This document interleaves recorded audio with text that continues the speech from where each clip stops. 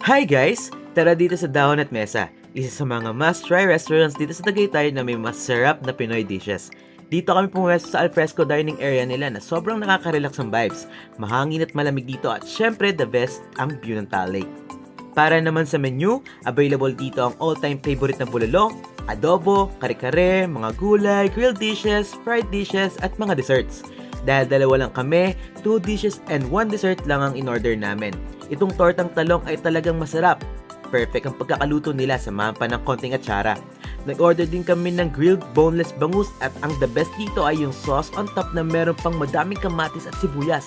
Sobrang sarap niya guys! For the dessert, tinry namin ang kanilang bestseller na suman at tsokolate. Actually, yung suman is may egg pudding pa sa gitna to balance the sweetness of suman. At mas lalo pang sasarap ito kapag tinip sa mainit na tsokolate. Pag pumunta kayo dito, huwag nyo talagang itong palalampasin. Maganda din ang vibe sa loob guys. So tara na!